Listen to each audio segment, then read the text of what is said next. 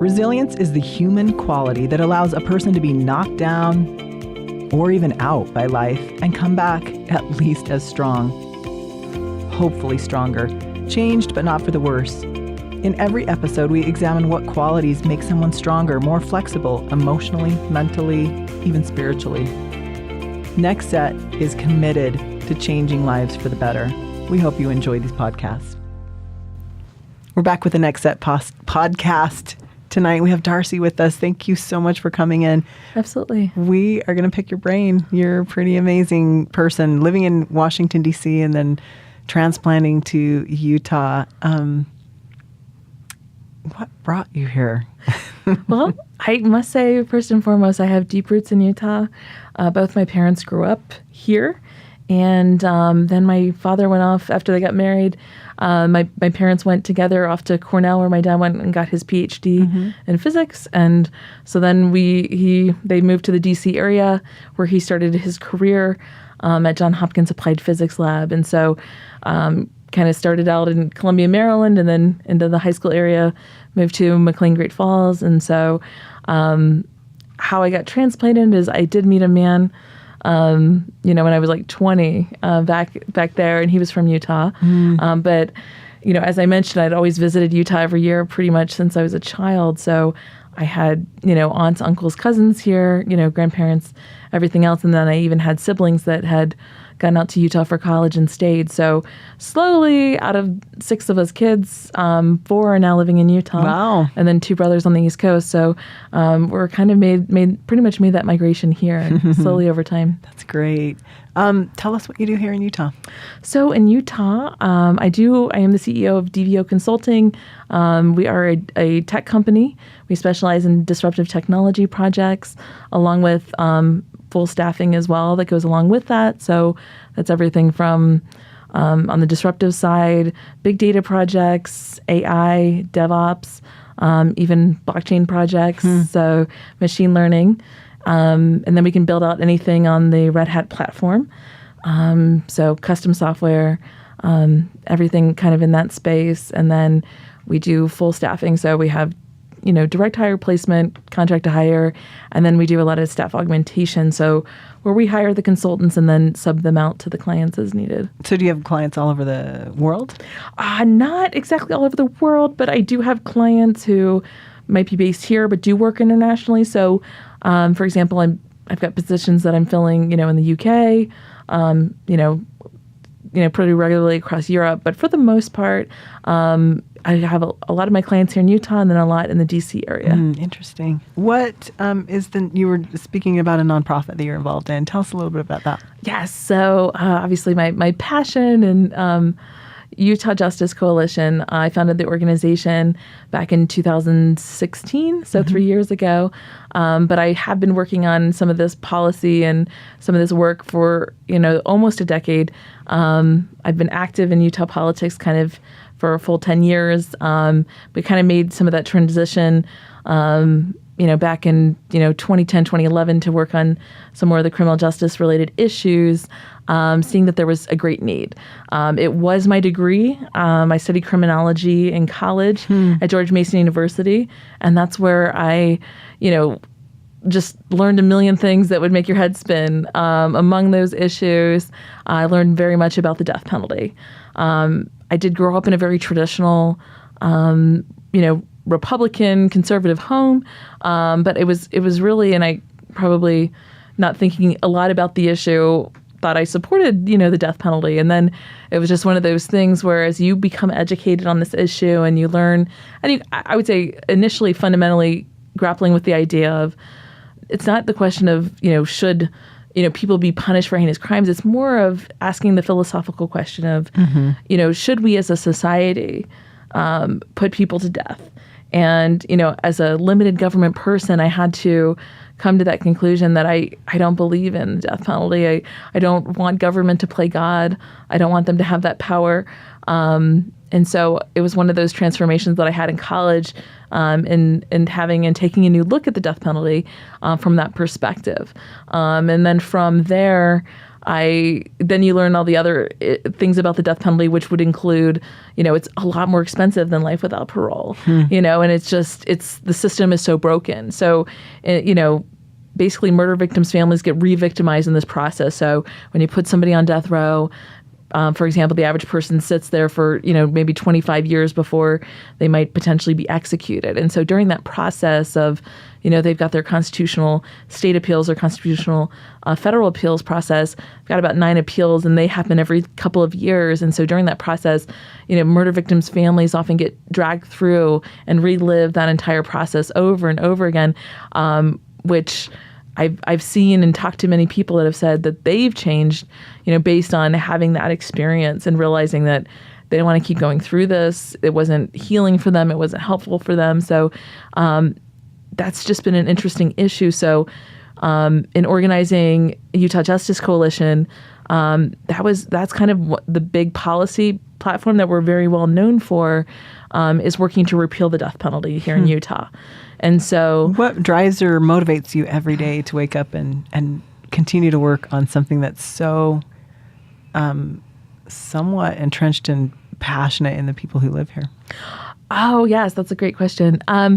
Well, first and foremost, what is motivating for me on this issue is that as people become educated on it, they tend to support repeal. So that is kind of the beauty of this issue, is that I find that as people have actually looked at the data, as they've actually grappled with this question, because what you often find is people say, well, it's cheaper. That's why we do the death penalty. And I'm like, no, it's not. It's actually significantly more expensive. So does it really boil down to money? It doesn't, not for me. But for some people it does. Some people change on that issue alone.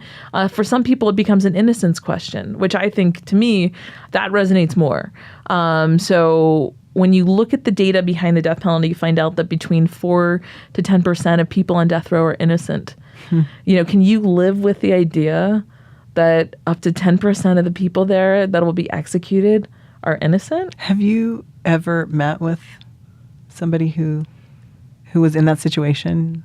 I have met with people who have been exonerated off of death row and who sat on death row for many years. What did you learn from that experience? Oh, man. I guess it's the power of the human spirit, because I'm always just curious of, how did you make it through? Because obviously there are people who are innocent and they're executed, and then it's like, it's game over and nobody bothers to worry about what happened to them after it's done. Yeah, I mean, I think that's what's amazing to me, is that seeing some of the resiliency, like seeing happiness in people's eyes and how they're choosing to not let bitterness take over. Wow. So that's what's amazing to me. So to be literally condemned to death and then really given a second chance. Second chance in life. And honestly, that is our tagline for Utah Justice Coalition, is we believe in second chances. What are some of the hurdles that you're facing right now with overcoming kind of the stigma of something that's been long-standing here? Oh, for sure. I think that there's quite a bit. So I would say people just not being educated on the issue. So like I said, a lot of people assume that it's cheaper, and it's not. People also assume, I think we live in this CSI like stigma society. Everybody thinks, they're like, well, today we couldn't possibly put an innocent person on death row. And I have to point out that, DNA evidence exists in only 5 to 10% of cases. Wow. So only a very, very small percentage of cases are actually proven without a shadow of a doubt. Exactly. So what you're really looking at is 90% of cases are either it's all decided based on circumstantial evidence or witness testimony. And if you know anything about witness testimony, you understand that that's so faulty and that's so questionable. True. And then when you also look at it from the standpoint of just basic fairness, because what it comes down to is the use of the death penalty becomes very arbitrary. People want to believe that it happens only in the most heinous of crimes. And the reality is, whether or not a case ends up being considered for the death penalty really comes down to who's the prosecutor, what's the zip code in which the crime occurred, is the victim white, and is the perpetrator probably a minority? That is so fascinating. So people should be terrified by the fact that, number one, people always say, well, what do we do with serial killers? And I'm like, well, did you know that a serial killer is more likely to end up with a good attorney who wants to make a name for themselves, and they end up getting this person life without parole. Wow. And so whereas people who don't have access to a good attorney, who end up with a public defender, who don't know their rights, will often end up on death row.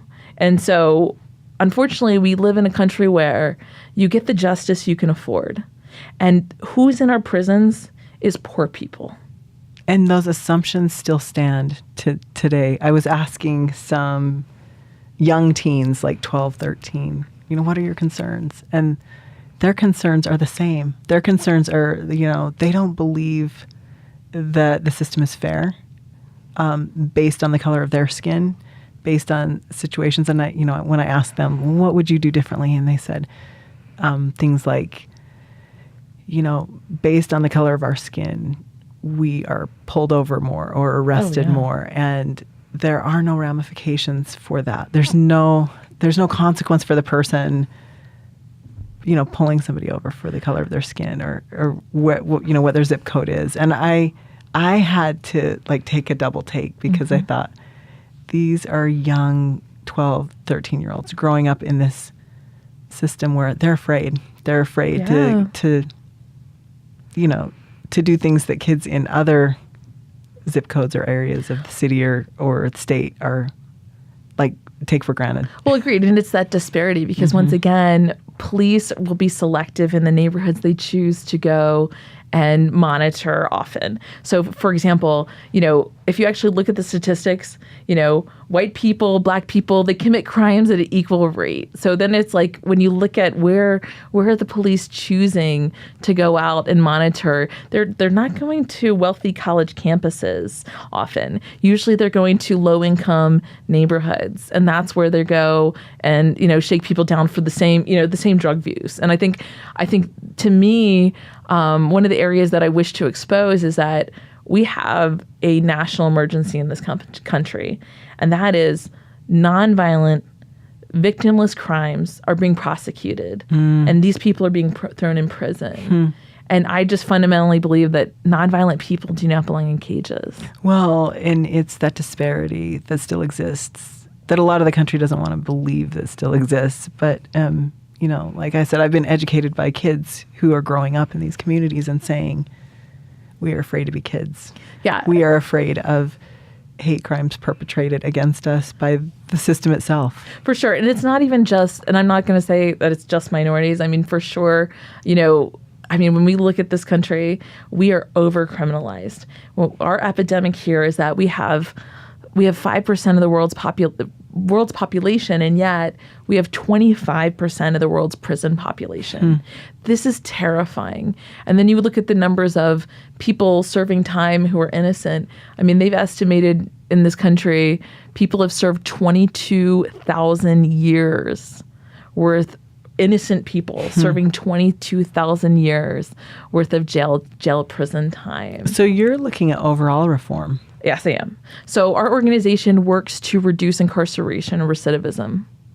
And who are your biggest advocates at this point in time? Who stands with you? Stands with us. What's amazing is, as a coalition, we work with a lot of amazing organizations. So among them being the ACLU, among them being the Archdiocese of the Catholic Church, among them being Libertas, which is a local think tank here, among them the Eighth Amendment Center, certainly as it relates to the death penalty repeal.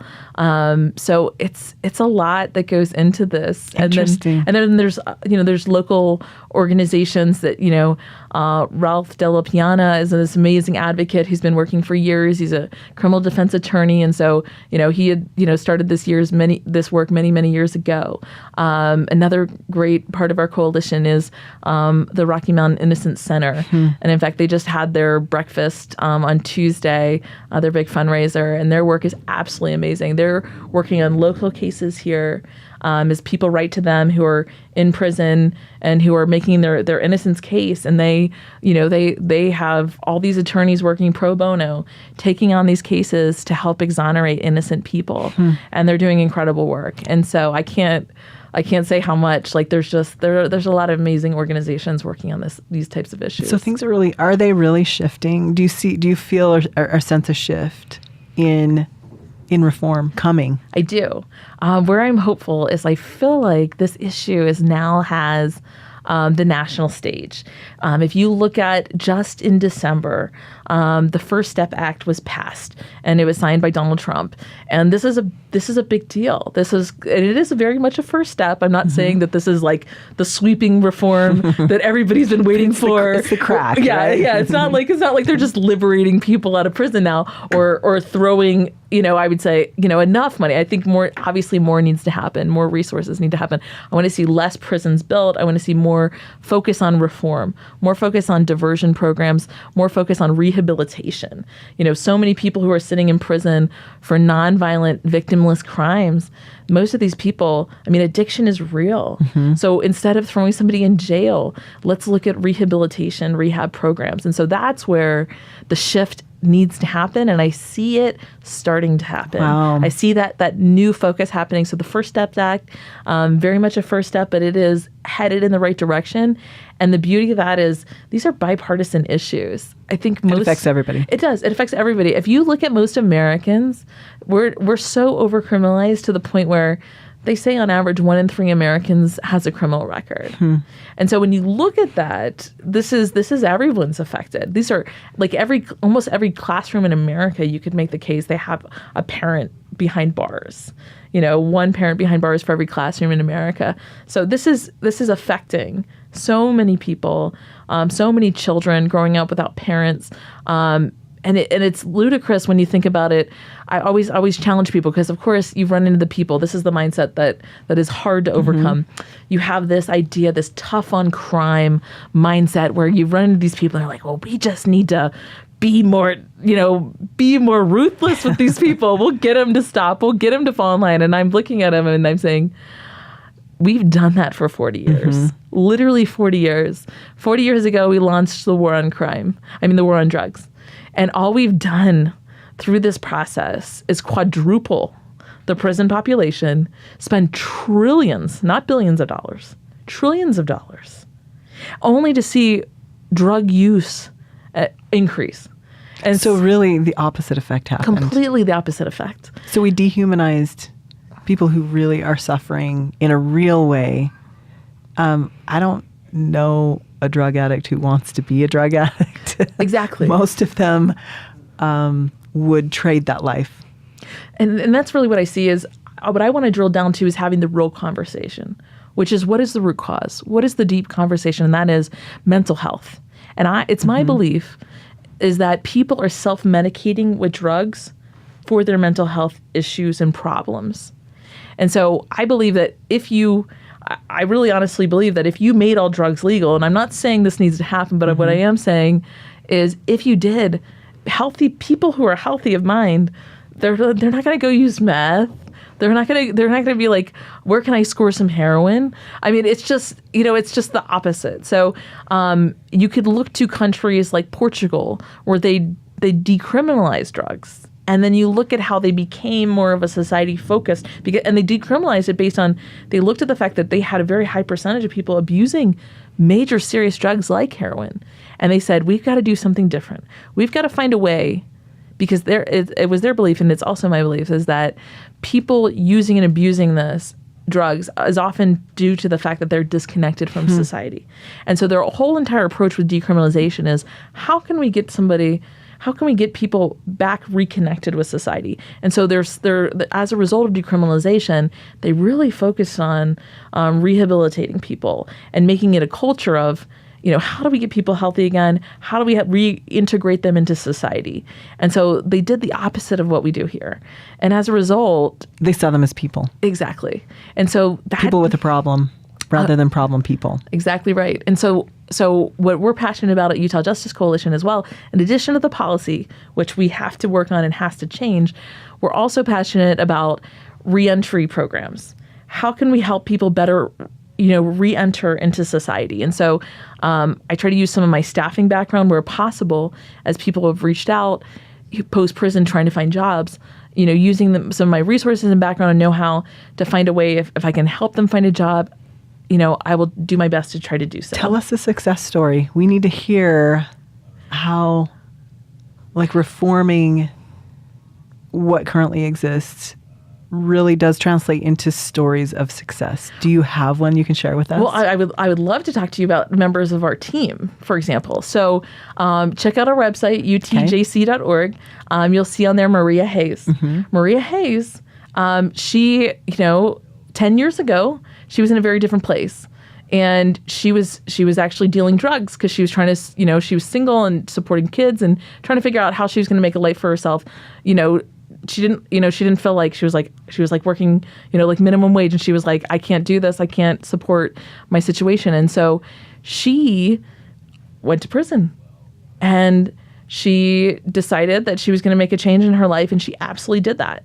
And you look at her today, she's at Weber State. She's going to be graduating very soon. And, she's this amazing mom and taking care of her kids. And she is very focused on giving back. She's very passionate about showing people how, being given a second chance. Given a second chance, and how she's going to help other people out of bad situations and realizing that they can have a better life for themselves, a better life for their families. They can make better decisions in their lives. So she's an amazing success story. I also like to look to, on our team is amazing Weldon Angelos. You should look him up. He has an incredible story. So what's incredible about Weldon is that he was actually sentenced to 55 years for selling marijuana because of mandatory minimums, which is absolutely insane. I said 55 years. So that's basically that's death a for him. Yeah. I mean, that's a full life sentence had he had to serve it. But it is because of, he's this amazing rapper. He had relationships. He knew Snoop Dogg. He is lucky because he knew enough people and his family advocated on his behalf, and they got a hold of, Senator Mike Lee here in Utah, and even some help from Senator Cory Booker. And so together they advocated on his behalf, and he got out after serving 13 years. Which is still a lifetime. Which is still, for most people, it's like you've lost a significant chunk of your life you'll never get back. Right. And so he did get out with a presidential pardon in 2016. He is one of the lucky people, but most people don't have that opportunity. They don't have that profile to get out. But and so now he's working on criminal justice reform. That's his passion. That's what he's out doing and making. And he had a tremendous impact on helping pass the First Step Act. Wow. So he took part in that. He's one of these great examples of, because if you can imagine, 55 years, he was sentenced to more time than most people who would be sentenced for rape, for a standard murder, not aggravated murder, but for murder. That's what's so insane and so backwards about our system, if you think about it, is that how backwards the war on drugs is what it has done, that it's not even logical anymore. But that's a prime example of mandatory minimums and why they're so destructive and they're so illogical. And even the judge, when they had to sentence him, it was almost like he was like apologizing, because he literally said, he was like, his hands were tied. He was following protocol. He had to follow. He had no other choice.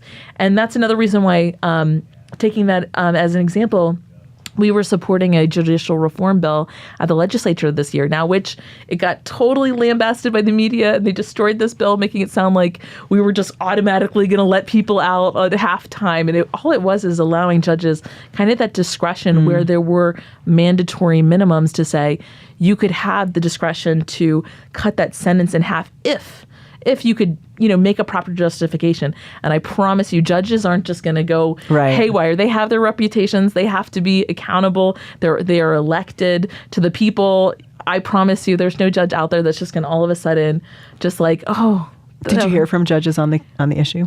I wouldn't say enough. So unfortunately, but we'll try again. We'll try again. You have an 11-year-old. I do. She's amazing. Oh, tell me what you wish for her, the world to be or at least the world in this community, for her to be 11 years from now? Yes. So many things. She's definitely my why.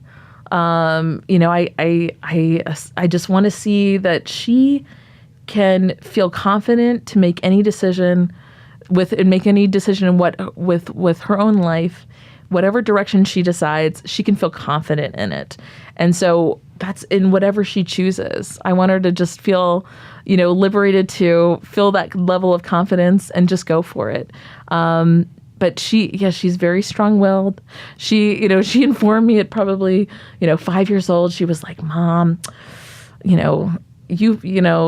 don't pick out my outfits for me anymore. I can do this. Like I'm responsible." So she's got it. She's got it down. So she's very much in charge and has made up her own mind and made her own decisions. So I'm excited for her. I'm also excited too because I do see future generations seem to get some of these issues better than the current generation. Right. So very much so. So I want to see things head in the right direction, but she's passionate about things like peace. She's passionate about ending racism. So I'm excited for her. She's also passionate about helping and making sure wolves are protected. Wow. So she's an environmentalist as well. She's just passionate about a lot of good things. So it's so fun to be interviewing and learning from women who are really changing the course of history right now and changing it for the generation coming up. And, in previous podcasts, we've said this upcoming generation is very progressive, very open-minded, very much wants to cut down those boundaries and stigmas that have existed for so long. So change is inevitable. Yes. And I'm so proud of the work that you're doing and just the great example you are to men and women everywhere, the good heart that you have, the ability for you to see past yourself.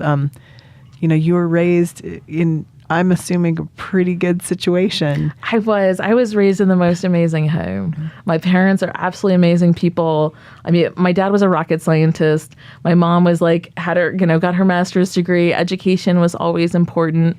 And I have amazing siblings. So I feel a responsibility. That's cool to be able to turn around and reach back to people who maybe don't have that voice currently and to be able to give them that voice. So we share that commonality. I have that same passion to be able to reach around and say, use your voice. And if you don't have a voice, let's educate you on how to read and write and how to talk about things that you're passionate about and to advocate for others and definitely to be that example for our children, for future generations. So definitely, and be the voice for people who sometimes can't speak out. I love that. That's quotable, and we will quote you on that. Thank you so much for being just a light and in a really controversial and dark place for a lot of people, and to shed light on and educate people on